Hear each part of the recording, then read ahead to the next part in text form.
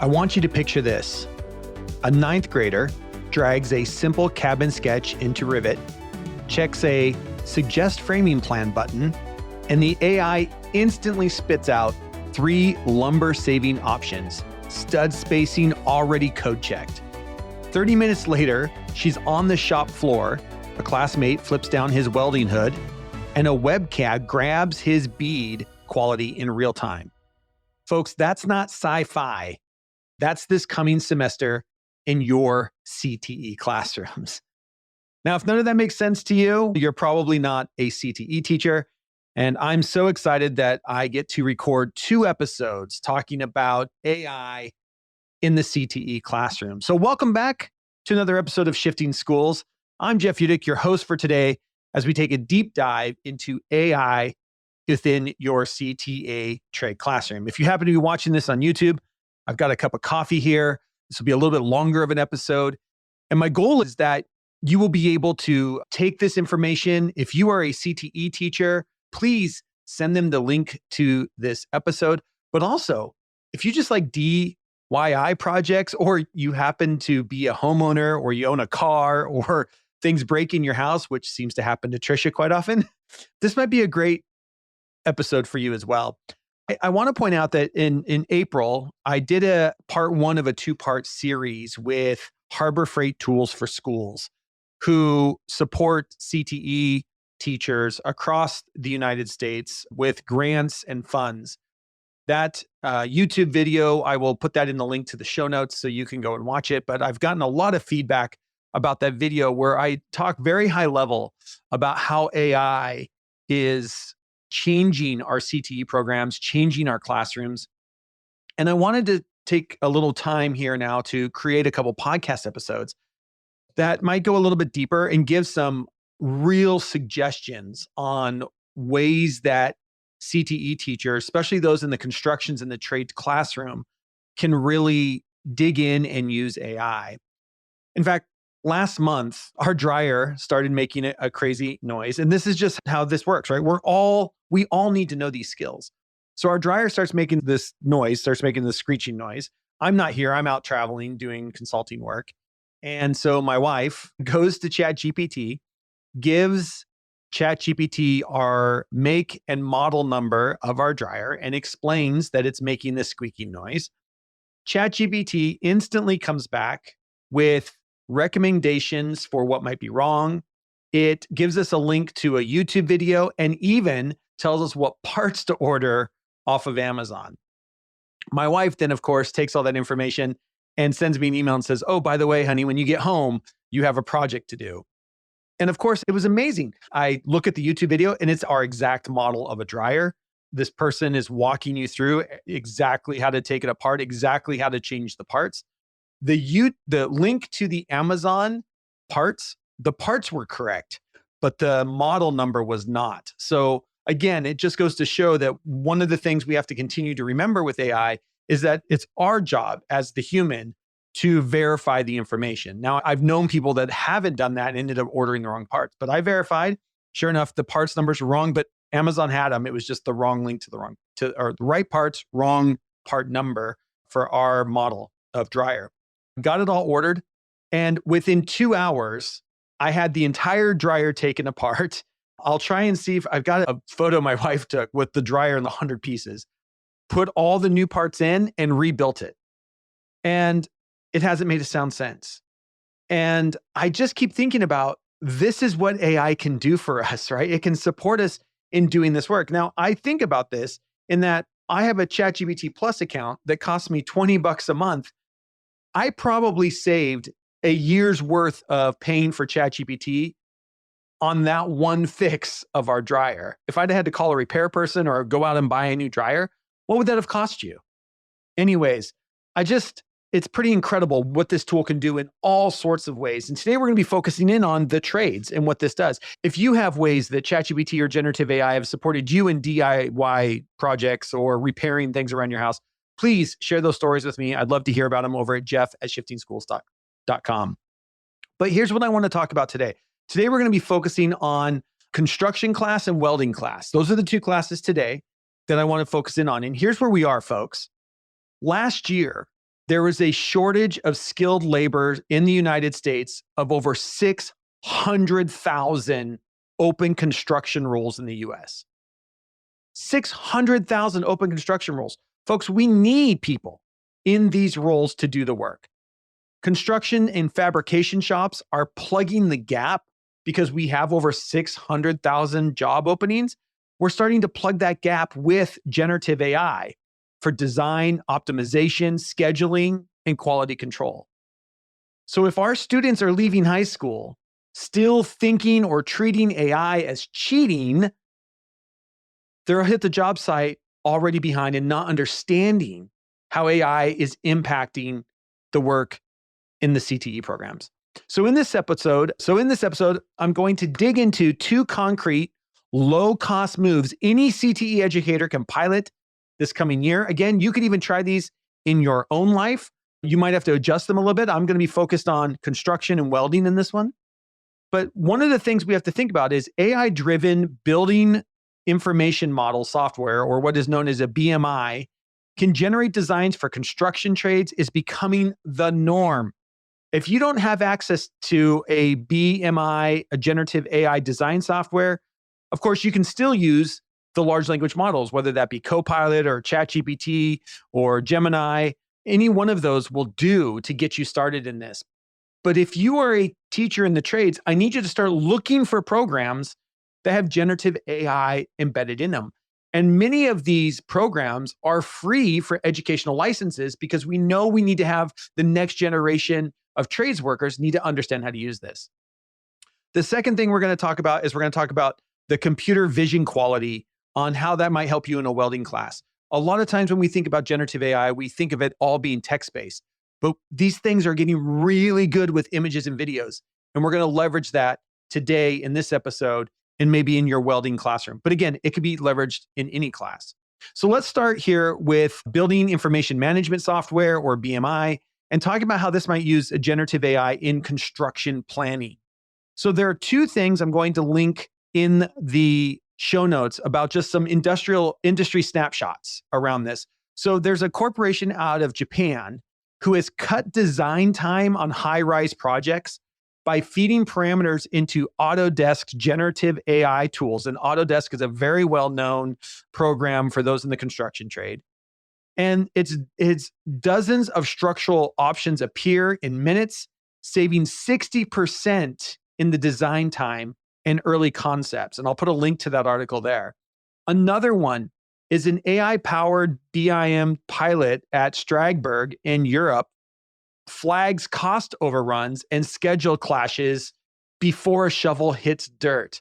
And if anybody's ever built a home or you've had any kind of construction experience yourself, you understand one of those things is this idea of getting people all together and getting that schedule is so important. As somebody who does rental properties, my wife and I, as I've talked here on the podcast, own a rental business. We do a lot of construction.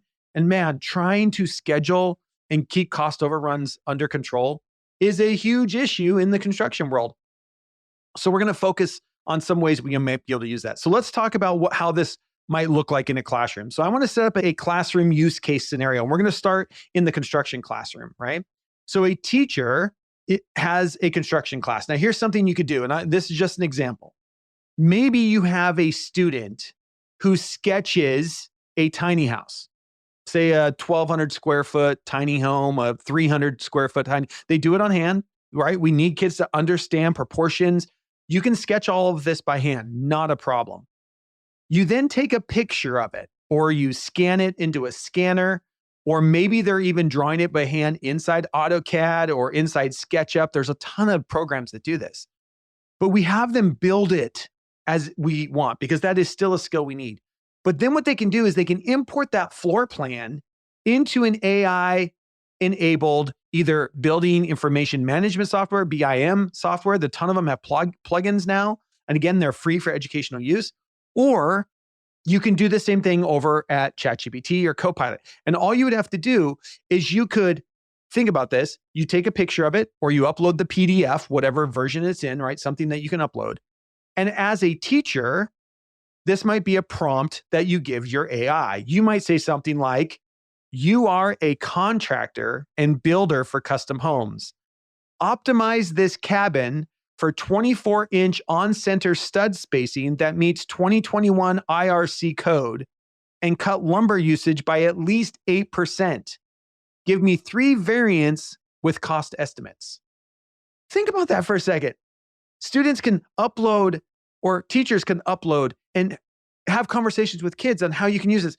Think about that prompt. So first of all, it's a persona prompt, right? You are a contractor and builder of custom homes. I tell the AI what I need it to be. Then I'm even telling it I wanted to optimize it for a cabin for 24-inch on center. It has the design because I uploaded it. I want you to meet the latest building codes, the 2021 IRC building codes for this. And I want you to find ways to cut lumber by at least 8%. This is something you can do in your classroom. Think about how you could leverage this. Or how about this? Maybe you're a student could do the same thing, right? They upload a picture of their cabin into ChatGPT or a BIM software. BIM software would be the best, but you could use ChatGPT or Copilot or any of them. And maybe a student might even do something like this. You are a contractor professional whose job it is to support students in a construction classroom. If I rotate the roof trusses 15 inches, what happens to snow load capacity and cost per square foot? Could we even ask that question before? Could we even have kids dig in to the idea of what this would be? Now, part of it is not just what the AI is doing, right? The idea is students to print both the AI version and their manual version that they did and debate the discrepancies. Then build the physical section or mock it up, right? So part of it is we want AI to do this work, but we want students to be critical thinkers. We want them to look at what AI suggests, come back to their design and say, is that something that is even usable, is plausible? What would that change do? You start thinking about what the payoffs are in the classroom. This idea that we're talking about math skills, that maybe not every student has those math skills. Like what happens when you change the trusses by 15 inches? What would that do? We start looking at tables. We can look at load paths. We can give it more information. We talk to students about AI assumptions. Why did it pick an LVL instead of a 2-on-10 SPF? And if all that sounds Greek to you, then go find your local CTE teacher. And then there's this sustainability piece, right? Can we show the upstream carbon difference between variants? If I'm trying, especially today, lumber is very expensive today. If I can cut my lumber cost by 8 or 10%, that is a huge savings. We can have students support us in the classroom, right? The lumber's expensive for your CTE teachers. So how do we get kids to be as useful as can be, right? So research has already deemed text to BIM agents that build 3D models from a chat prompt. So Vectorworks is prototyping this type of work already last August, and there's a whole article about it. And here's a quote. I love this quote out of the article. Quote, today, it's suggestions. Tomorrow, students literally will talk a building into existence. Still need real-world chops to judge if it'll stand. We are not that far from you just being able to go to a computer and talk about the house you want to build. But you are still going to need somebody that can make sure that house will stand, because the AI is going to make assumptions. It's not going to know the building code of that exact area. Here in Seattle, we have to make sure things are earthquake proof. But we're getting very close, and we need kids to be starting to play with these. If you are going to go into the construction trades, you need to understand how AI is already impacting those trades, and we need to prepare students for that future. All right, here's our second one. Our second one is all about computer visioning, and I'm going to use a welding class. But again, you could use this in other classes. But this idea that we think first, because that's just the way these things came out, is being text-based.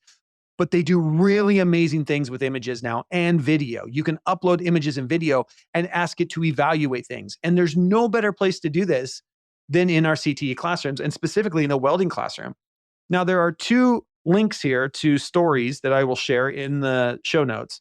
The first one is computer vision defect detection is hitting 10 times the accuracy of manual visual inspection at metal fabrication plants, according to a 2024 white paper, and I'll link that in here.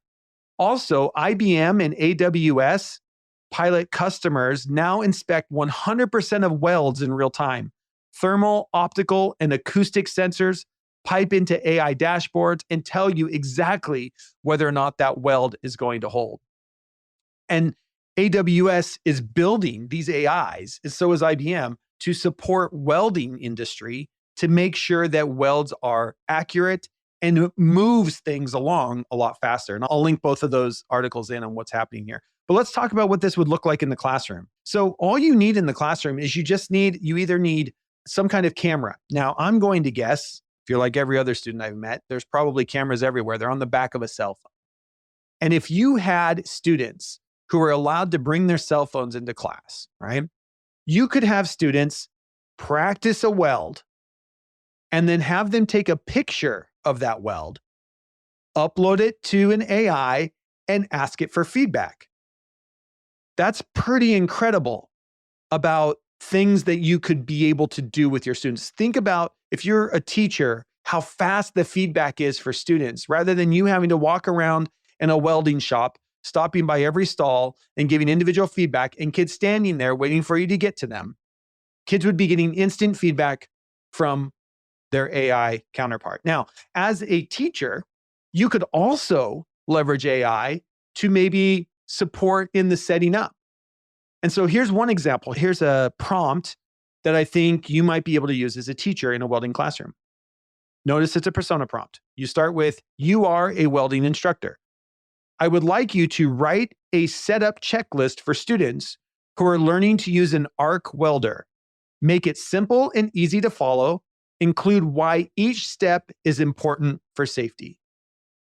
You could have AI support you in creating up a checklist so that students can go through it when they're getting ready to weld. Now, if you are a student, you're going to be practicing your welding.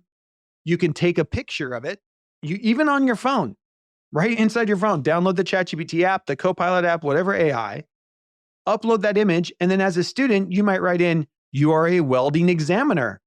Use this image to grade penetration, spatter, bead uniformity on a 1 to 10 scale, and give one tweak for each to make it better." Kids are going to get instant feedback, practice again, take a photo. You could even set it up as a teacher to say, only after you've been scored an 8 by your AI feedbacker, only then do you call over the teacher to look at the quality of the bead, right? So you think about this, right? This idea of instant diagnostics means more arc time, less standing in feedback lines. Kids are going to be able to practice welding faster. Students see how machine learning patterns tie to physical cues, the sounds, the colors, the pulls. If you take a video, it would be able to hear the sound and be able to look at the actual weld. You'll have to there's a lot you'd have to do. Welding teachers would know this, but when you're welding, you have to wear one of those masks, but you can buy that same filter for your phone or for a camera that you could put on it.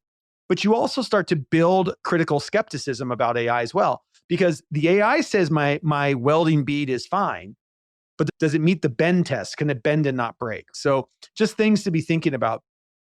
And we're looking at this, right? In 5 years, here's what, I love this, a welding defect detection video and audio research coming out right now. And here's what a great article, and I'll make sure to share this again in the show notes. But I love this quote. In 5 years, those head-mounted helmets could whisper, "Slow your travel speed 3% in the student's ear. Think driver assist, not driver replacement." We're getting to a point where welders are going to have feedback right inside their helmets. "Hey, slow down. Hey, your temperature is too hot. You go back and try that one again." Right inside your earpiece. It's going to speed up the entire process. And we've got to be teaching kids how to start leveraging this. So here we go. Action items for you educators. First of all, start small. Find one class, one project. Go out maybe this summer and look for your free education license. We know that Autodesk has one, Tremble, or there's other open source ones that are coming up all the time. Look for those. Maybe if you go out to your company, if you already have AutoCAD or whatever you might have, and ask them that you would like to pilot it. What a great way to get started. Build prompts into your rubrics. Grade the question quality students ask AI, not just the finish point. Start thinking about if you are in construction class, how are you gathering the prompts that kids are asking so you can see what are the questions students are asking their AIs. Find a way to gather the prompts. We call that transparency in AI use. I want to see the prompts, not just the products that it does. Find a way to document it. Have students log material saved, defects avoided, or real data. You can even just do a reflection afterwards. What was it like having an AI feedback loop in your ear, or every time you did a weld, what was that like? And also remember that it's all about safety first. So AI suggestions never override code, SDS sheets, or the instructor's eye, period, right? Be safe first. You don't always trust your AI. That's the critical thinking part. You have to understand that. And we need to make sure that kids understand that as well. So here we go, man. Trades aren't going away. They're gearing up.